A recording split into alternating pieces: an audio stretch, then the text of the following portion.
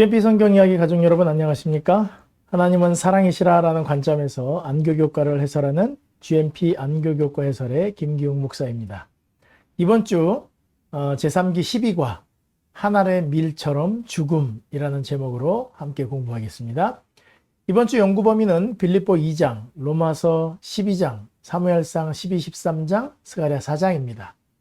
이번 주 기억절은 요한복음 12장 24절, 내가 진실로 진실로 너희에게 이르노니 한 알의 밀이 땅에 떨어져 죽지 아니하면 한 알 그대로 있고 죽으면 많은 열매를 맺느니라.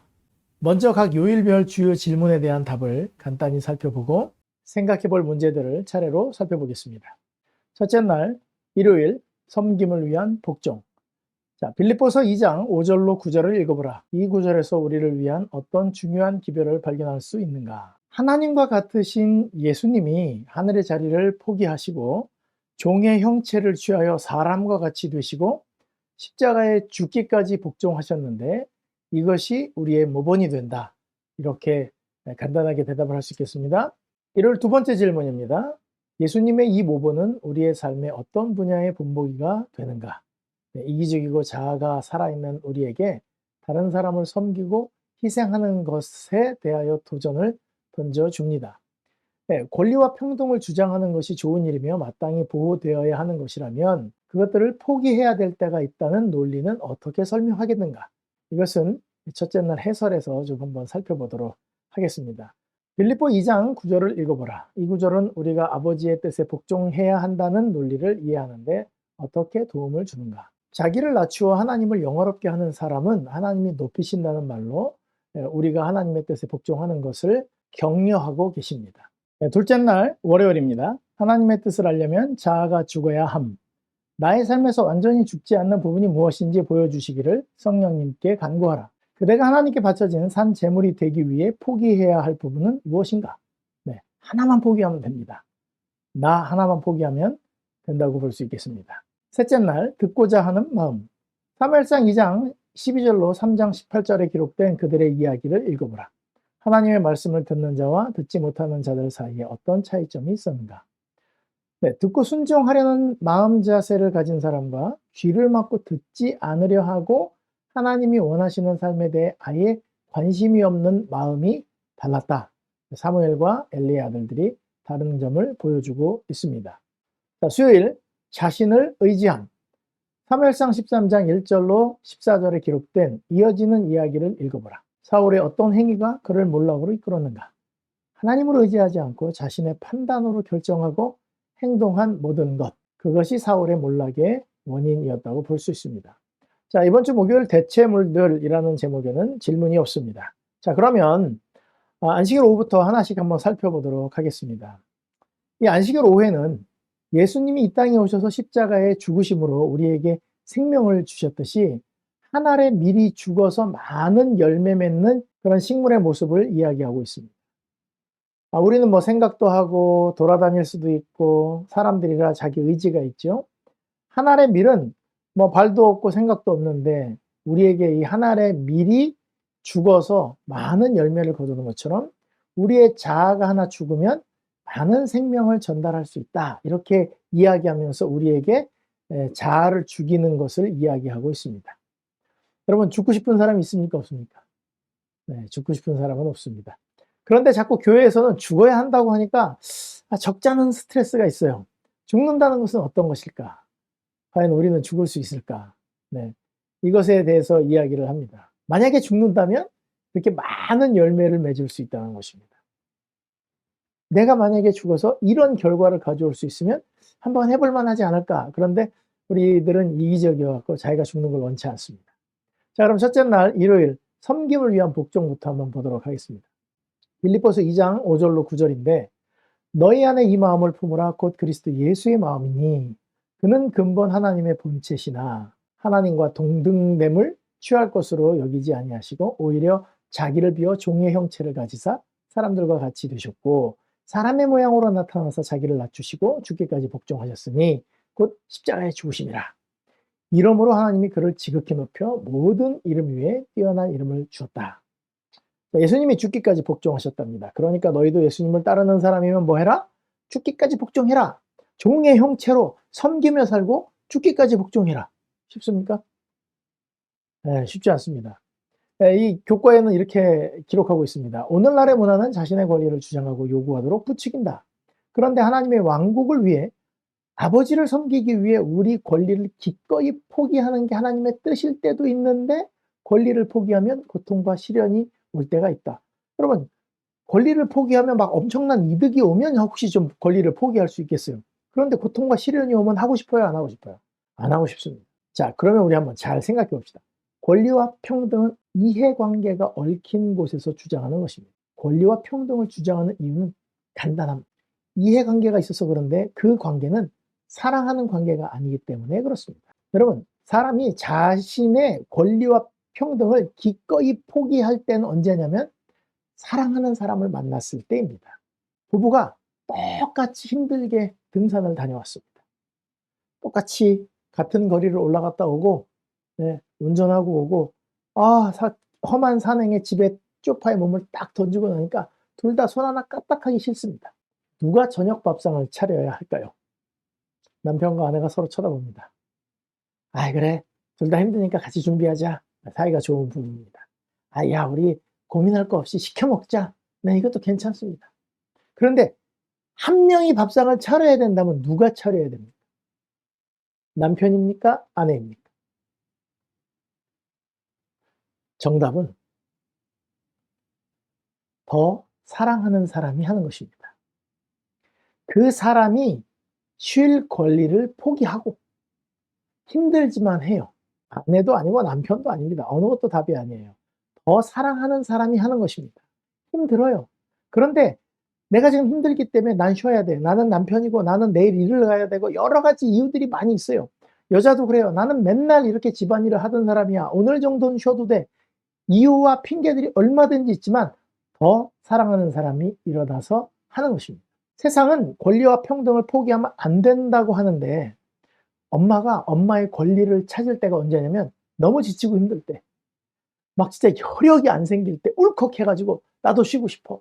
나도 내 인생을 살고 싶어. 나도 나가서 놀 줄 알아. 나도 친구 있어. 막 이렇게 하죠. 뭐 엄마는 그래도 되는 줄 알았습니다. 뭐 이런 시도 있잖아요. 엄마는 항상 그렇게 희생을 하잖아요. 엄마가 사랑이 있어서 그래요. 만약 누가 강요해서 그 일을 하고 있었다 그러면 그 여자에게는 일생이 비참한 일입니다. 그런데 그것을 스스로 권리와 평등을 다 포기하고 아름답게 그것을 했기 때문에 우리가 어머니 가슴에 꽃을 달아드리고 명절 때마다 찾아가서 인사하고 돌아가시면 마음속 깊이 그리워하는 것입니다. 권리 평등을 주장한 사람을 우리가 절대 그렇게 대접하지 않습니다. 어머니는 그의 모든 권리와 평등을 기꺼이 버렸기 때문에 대접을 하지요. 사랑이 없으면 아무것도 포기하고 싶지 않고 피해보면 열받고 답답합니다. 그런데 빌립보 2장 5절로 9절의 핵심은 5절입니다. 너희 안에 이 마음을 품으라. 곧 그리스도의 예수의 마음이니 이거를 가지니까 밑에가 다 된 거예요. 우리는 이 마음 없이, 그러니까 이 마음은 그냥 이렇게 자동 응답기처럼 그냥 돌아가고 하나님과 동등됨을 취할 것으로 여기지 않고 막 종의 형체를 가지고 겸손하셨다 이거예요. 우리 겸손해야 된다 이겁니다. 여러분, 사랑하지 않았는데 겸손할 수가 없습니다. 하나님은 사랑이시기 때문에 우리 죄 지은 인류를 위하여 모든 것을 다 내놨는데도 아깝지가 않으셨어요. 우리가 죽는 것을 보는 것보다는 본인이 죽는 게 낫다 싶어서 이 땅에 내려오셔서 기꺼이 십자가에 달려 돌아가신 것입니다. 예수님이 이 땅에 오셔서 사신 33년 반은 우리가 생각할 때 예수님 정말 고생스럽고 힘드셨을 거야. 전지전능한 하나님이 인간이 되셔갖고 여기 어떻게 이렇게 사셨을까? 측량할 수도 없는 거를 자꾸 재보려고 그럽니다. 근데 저는 거꾸로 생각합니다. 33년 반이 예수님에게는 가장 행복한 시간이 아니었을까? 그 죄로 이 땅에 버려진 그 사람들 가운데 들어와서, 그죠? 애가 막 추운데 발발 떨고 있는데 엄마는 집안에서 아유, 어렸을 때는 좀 추워도 괜찮아. 이래야 감기 안 걸려. 그리고 자기는 따뜻한 데 들어와 있을 수 있을까요? 안 되거든요. 자녀가 죽는 것을 본 부모는요, 평생 그것을 잊을 수가 없습니다. 너무 힘들어요. 예수님의 모본을 우리의 모본으로 만들자. 예수님이 죽었으니 나도 죽자. 어렵습니다. 그러니까 이 아래를 보면 스트레스를 받습니다. 근본 하나님의 본체이시나 뭐 자기를 비워 종의 형체를 가지고 사람과 같이 되셨고 자기를 낮추시고 죽기까지 복종하셨으니 십자가에 죽으심이라. 우리 이거 합시다. 죽고 싶은 사람이 어디 있습니까? 다 살고 싶지. 그러니까 막 어금니 꽉 깨물고 겸손해야 돼, 낮춰야 돼 이렇게 하는데 안 됩니다. 사랑이 마음에 들어와야 합니다. 써 있잖아요. 너희 안에 너희들한테 이 마음을 품어라 이것입니다. 이 마음을 품으면 복종이 돼요. 여러분, 자식이 부모한테 복종합니까? 부모가 자식한테 복종합니까? 잘 보시면 부모가 자식한테 200% 복종하고 삽니다. 위치가 엄마 아빠라 명령하고 지시하는 것 같지만 죽도록 섬깁니다. 죽을 때까지. 여러분, 하나님을 내 자녀처럼 사랑하는 마음이 생기면 영생을 얻습니다. 이웃을 내 자녀처럼 섬기며 구원을 받아요. 근데 그건 내 힘으로 안 됩니다. 하나님의 성령께서 그리스도 예수의 마음을 내 속에 주실 때만 가능한 겁니다. 그러니까 섬김을 위한 복종을 하시려면 복종에 힘을 주면 안 되고요. 사랑을 하시면 복종이 됩니다. 애들한테는요, 가자는데 다 가고 해달라는 거 다 해주고 없어도 해줍니다. 애들한테는. 그죠? 그게 복종이에요. 그걸 가지고 사랑의 복종이라고 하는 것입니다. 그래서 한 알의 밀알이 땅에 떨어져 죽는 것 같은 그런 마음을 가지려면 여러분이 사랑하는 마음이 있어야만 복종이 가능하다. 사랑하는 마음이 있어야만 섬김을 위한 복종이 가능하다. 이것이 일요일 내용이 되겠습니다. 자, 월요일입니다. 하나님의 뜻을 알려면 자아가 죽어야 함. 여기서 이제 또 비슷한 이야기가 나오는데요. 로마서 12장 1절로 12절. 네, 여러분 잘 아시는 이야기죠. 그러므로 형제들아 내가 하나님의 모든 자비하심으로 너희를 권하노니 너희 몸을 하나님이 기뻐하시는 거룩한 산 제물로 드려라. 이는 너희 드릴 영적 예배니라. 너희는 이 세대를 본받지 말고 오직 마음을 새롭게 함으로 마음 변화를 받아 하나님의 선하시고 기뻐하시고 온전하신 뜻이 무엇인지 분별하도록 하라. 근데 여기도 앞에 일요일 날 말씀드린 것과 똑같은 것입니다. 내 삶에서 완전히 죽지 않은 부분, 내 자아, 하나님께 바쳐진 산 제물이 되기 위해서 포기해야 되는 거, 그거 내 자신 하나밖에 없습니다. 하나만 포기하면 되는데 그게 어려운 거예요. 나만 포기하면 돼. 내 문제지 다른 사람의 문제가 아닙니다. 여러분, 교회에 들어갈 때는요, 제물이 된다 이렇게 생각하시면 됩니다. 제가 초등학교, 저는 사실 국민학교를 다니는 사람입니다. 그런데 그 국민학교 때 과학 시간에 선생님이 개구리를 한 마리씩 잡아오라 그랬어요. 그래갖고 3명, 4명씩 다 짝을 지어가지고 개구리를 이렇게 해부를 했는데 이 개구리 해부를 시작하기 전에 살아있잖아요. 그러면 어떻게 했냐면 눈과 눈 사이를 긴 바늘로 찌릅니다. 그래서 찌르고 이렇게 막 이렇게 흔들면 제가 이제 지금에서야 아는 거지만 아마 척추를 다 신경을 다 끊어가지고 개구리가 못 움직이게 만드는 거예요.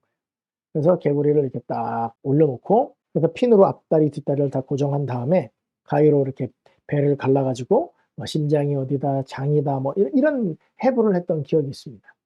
그런데 어떤 조에서는 이제 이거를 하기가 애들이 무서웠던 거죠. 마취가 덜 돼가지고 개구리가 배를 열고 막 돌아다니는 거예요. 비명을 지르고 난리가 났었습니다. 왜 그러냐면 덜 죽어서 그래요. 신경을 딱 끊어놓든지 목숨을 끊어놓든지 그랬으면 못 돌아다니거든요. 성전에 들어갈 때 제물은 목을 따서 피를 다 쏟고 난 다음에 죽은 상태로 껍데기를 다 벗긴 상태로 성전에 들어갔습니다.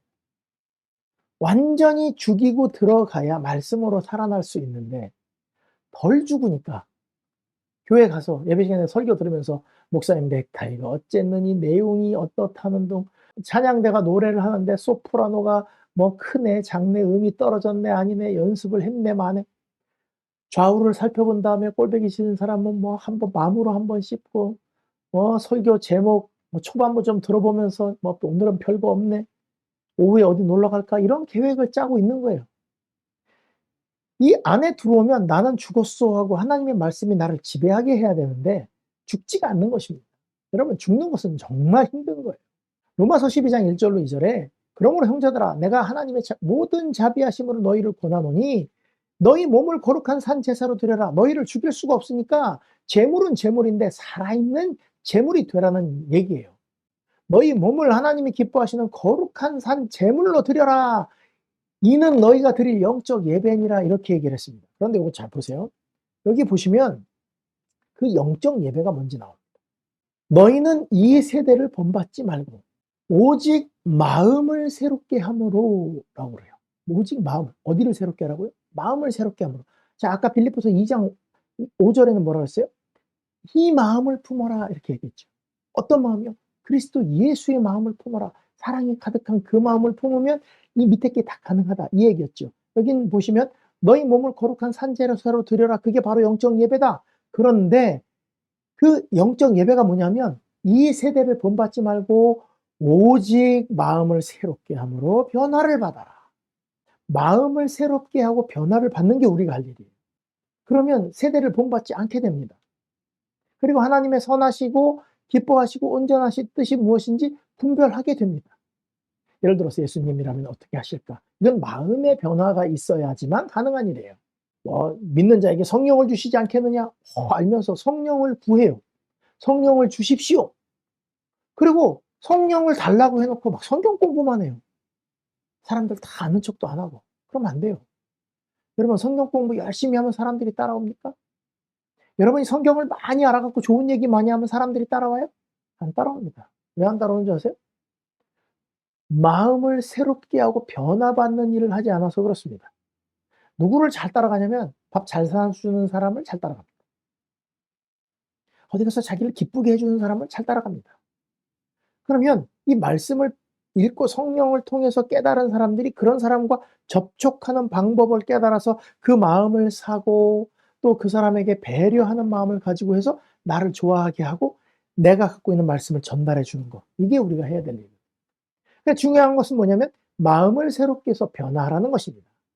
내가 생각하고 내가 계획한 거 그거 죽여버리고 진짜 재물이 되라고요. 내 생각, 내 판단 버리고 성령님이 도와주시도록. 이름만 부르고 자기 맘대로 하지 말고요. 네. 죽는 것은요. 그리스도 예수의 마음을 여기 품어야 사랑해야 죽을 수 있어요. 지금 그 얘기를 하는 것입니다. 자, 첫째 날과 둘째 날 섬김을 위한 복종과 하나님의 뜻을 알려면 자아가 죽어야 함. 이 얘기는 마음 이야기입니다. 그런데 셋째 날은요. 자아가 죽은 사람과 죽지 않은 사람을 비교하면서 이야기를 합니다.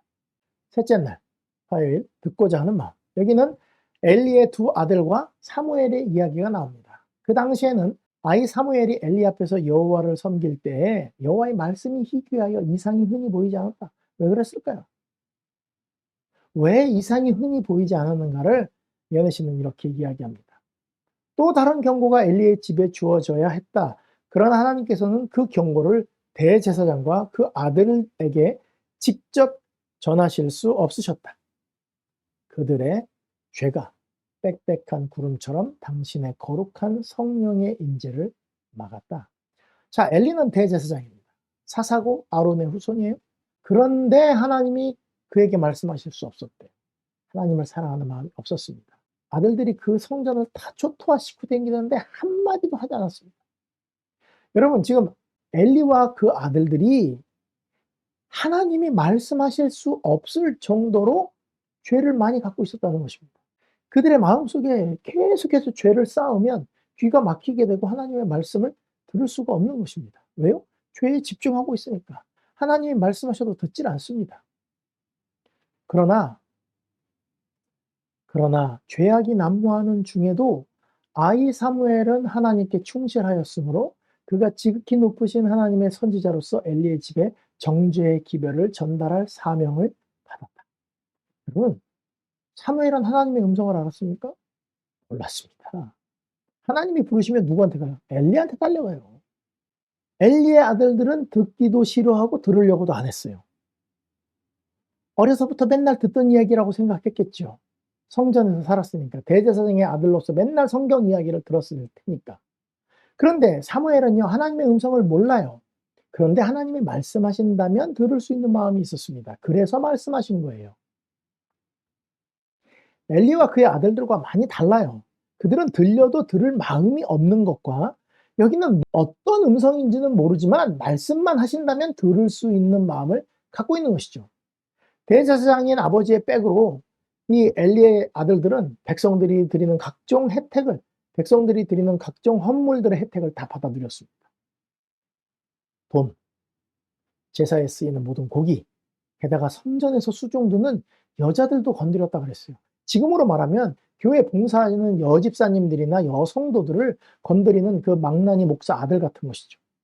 그렇게 성전 뜰을 돌아다니고 재물 냄새 맡고 그 고기 먹으면서도 하나님을 향해 드리는 그 백성들의 마음은 궁금하지도 않고 그들이 즐기는 이 고기를 왜 드려야 하는지도 관심이 없었습니다. 성경절을 줄줄 외우고 사건은 다 알고 있는데 유념을 하지 않아요. 마음을 쓰지 않는 것입니다. 사실 뭐 우리랑 별반 다르지 않습니다. 비슷합니다. 매주 안식일마다 교회 갑니다. 안교, 설교, 파트락 먹고 수많은 사람들과 이야기를 나눕니다. 뭐 누가 이랬다 저랬다 그런 얘기는 잘 들어요. 설교 얘기는 교회 안 들어와도. 돈 되는 주식 종목 이야기는 잘 듣습니다. 근데 하나님의 말씀이 뭐 그렇게 궁금하거나 마음에 새기고 싶고 그러지 않아요. 목사님이 설교를 어떻게 하면 가장 기분이 좋은가? 짧게 할 때 제일 기분이 좋습니다. 그러니까 하나님이 말씀을 안 하시는 거예요. 성령이 임하시지 않는 게 아직 때가 안 돼서 그런 것 같습니까? 우리가 안 들으려고 하니까 안 주시는 것 같습니다. 우리가 안 들어서 그렇습니다. 여러분, 우리는 듣고 싶습니까? 하나님의 말씀을 듣는 걸 좋아합니까? 듣고 순종하기를 좋아합니까? 그냥 듣는 것만 좋아합니까? 아니, 듣고 싶다고 얘기해놓고 교회를 왜 늦게 와요? 교회 늦는 거 별거 아니라고 생각해서 그렇습니다. 하나님의 말씀이 그냥 그래요. 좀 늦게 가도 괜찮은 거예요. 안교는 참석 안 해도 돼. 교과 공부 아예 그거 쑥스러워 안 가. 예배는 늦어도 되는 거라고 생각하는 것이죠. 시간이 중요한 게 아니라 마음이에요. 너희 안에 그리스도의 너희 안에 이 마음을 품으라. 너희 안에 이 마음을 품으라. 그리스도 예수의 마음이니. 여러분 만약에 교회에서 정각 출석하는 사람 5명을 추첨해서 최신 냉장고를 준다. 늦게 가겠습니까? 일찍 가겠습니까? 정각 출석하고 설교를 잘 들으신 분들에 한해서 최신형 핸드폰을 추첨해서 준다 그러면 잘 듣는 척 할까요? 안 할까요? 지각하겠어요? 안 하겠어요? 우리는 굉장히 싼 신앙을 하고 있어요. 무슨 일 있으면 빠져도 되는 교회. 무슨 일이 있으면 안 드려도 되는 설교 예배. 여러분, 변화는 바라지도 않아요. 몇 번 다녀봤는데 변화하면 내가 괴로워. 왜냐면 희생해야 되고 막 눈치 봐야 되고 그리고 막 가슴 아프고 이러니까 이젠 변화까지는 관두고 적당히 거리 두고 나는 욕 안 먹으려고 최면을 유지하는 범위 내에서만 희생하고 살려고 그래요. 교회 전적으로 희생하지 않습니다. 왜요? 내가 이렇게 하면 다른 사람이 불편하다는 이유예요. 그러니까 성령이 임하실 리가 없습니다. 욕 먹으면 어때요? 하나님 일인데. 하나님 일이라면 나 욕 먹어도 괜찮아.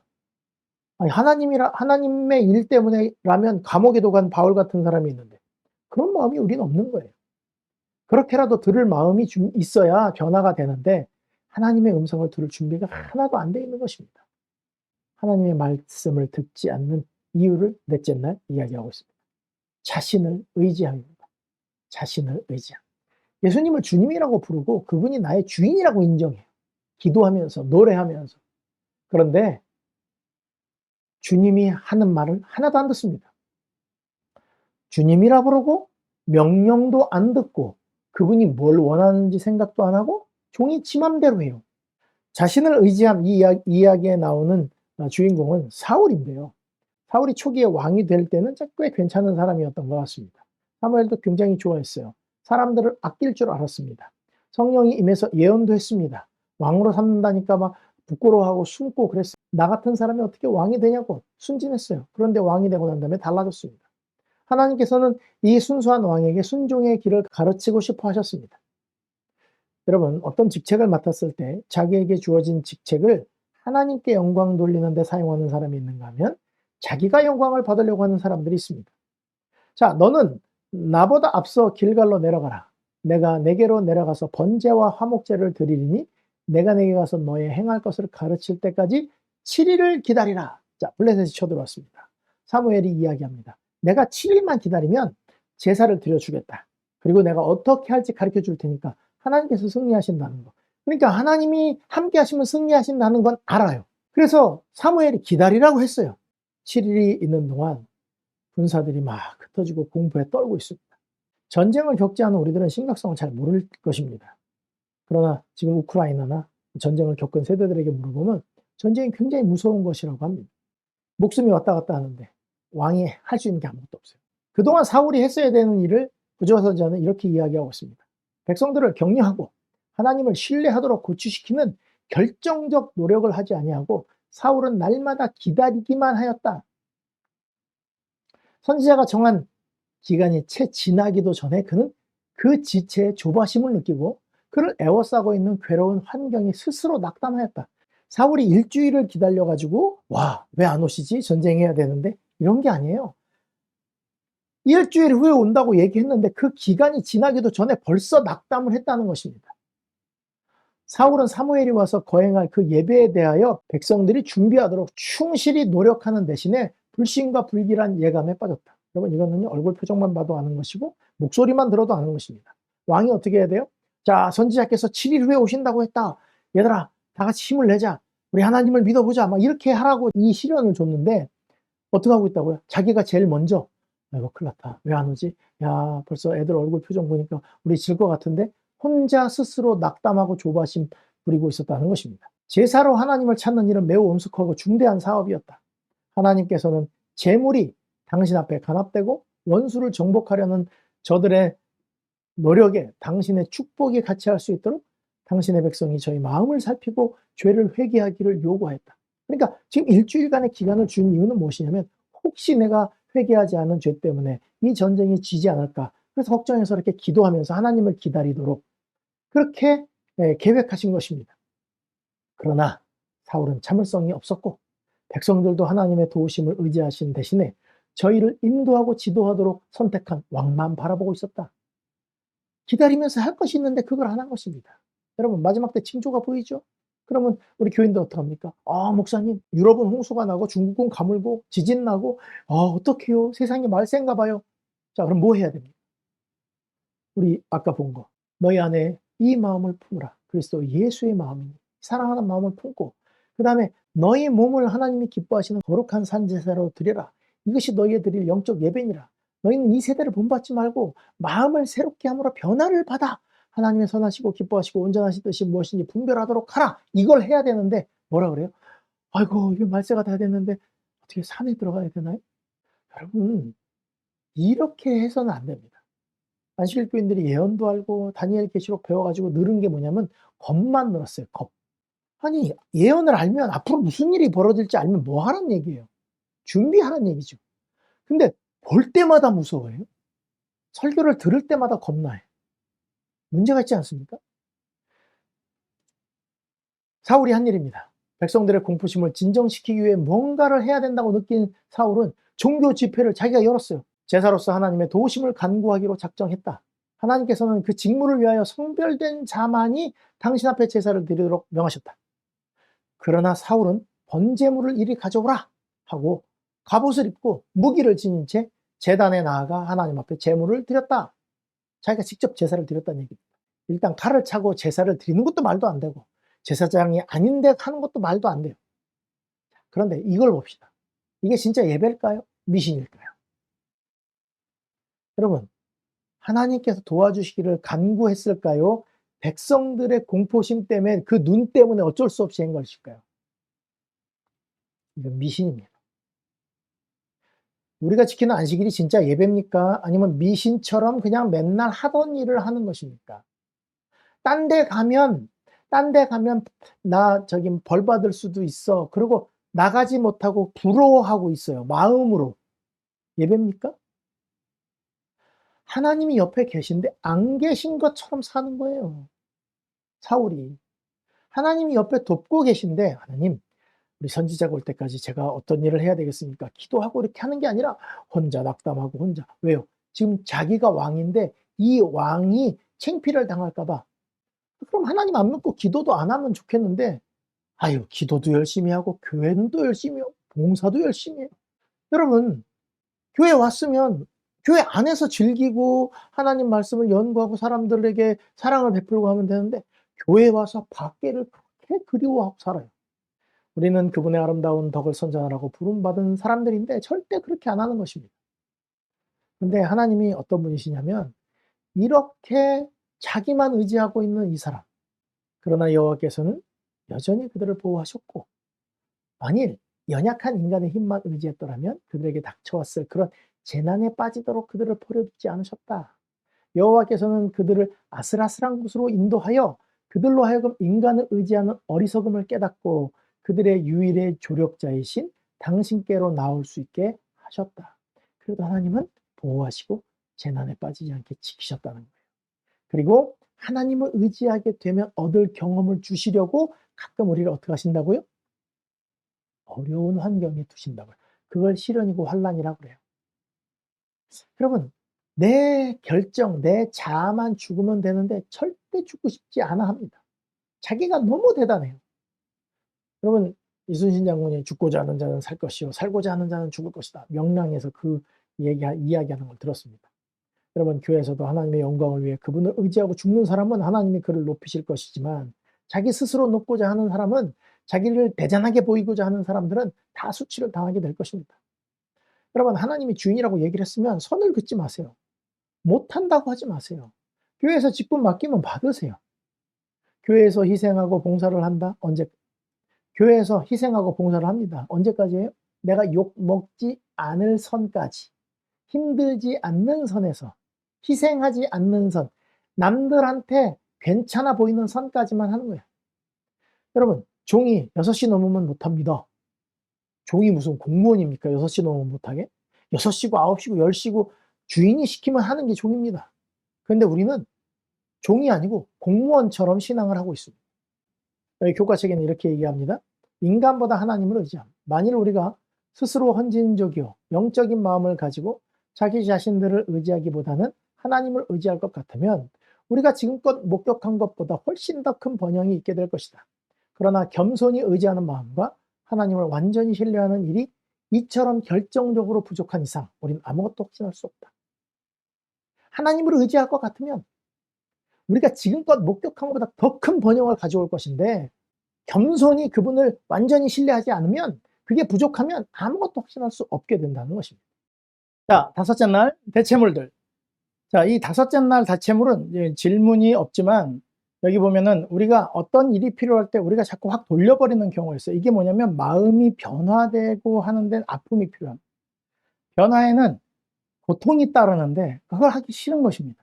하나님의 거룩한 계시가 필요한 순간 인간의 논리나 과거의 경험을 의지한다.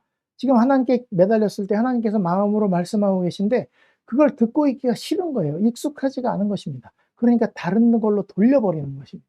아, 내 옛날에 이렇게 했을 때 산에 한번 갔다 오니까 마음이 후련해지더라. 그렇게 하고 산에 갔다 옵니다. 어떻게 해야 돼요? 산에 갔다 올 게 아니라 지금 여기서 하나님의 말씀을 듣고 실행에 옮겨야 해요.